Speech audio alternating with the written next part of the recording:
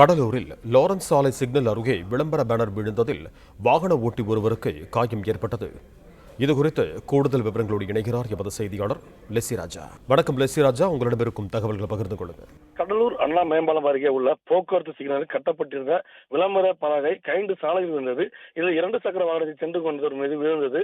கடலூர் மாநகரம் முழுவதுமாக சிக்னல்களில் உள்ள வளைவு பைப்புகளில் விளம்பர பலகைகள் பல ஆண்டுகளுக்கு முன்பு பல்வேறு வணிக நிறுவனங்கள் வைத்திருந்தன. இந்த வணிக நிறுவனங்கள் வைத்திருந்த விளம்பர பலகைகள் கொஞ்சம் கொஞ்சமாக துருப்பிடித்து துவங்கியது. இந்த நிலையில் இன்று மாலை கடலூரில் இருந்து பல்வேறு பகுதிகளில் காற்று வீசிய நிலையில் அண்ணா மேம்பாலம் அருகே உள்ள போக்குவரத்து சிக்னலில் கட்டப்பட்டிருந்த ஒரு வணிக நிறுவனத்தில் விளம்பர பலகை திடீரென கைண்டு சாலையில் 2 சக்கர வாகனத்தில் சென்று கொண்டிருந்தவர் மீது விழுந்தது. 2 சக்கர வாகனத்தில் சென்றவர் மெதுவாக வந்த நிலையில் அந்த விளம்பர பலகையும் மெதுவாக கைண்டு விழுந்ததால் லேசான காயத்துடன் அவர் உயிர் தப்பினார்.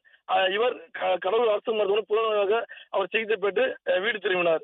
தற்போது கடலூர் நகரம் முழுவதும் உள்ள போக்குவரத்து சிக்னல்களில் இந்த உள்ள விளம்பர பலகைகள் தரம் குறித்து ஆய்வு செய்யப்பட்டு வருகிறது.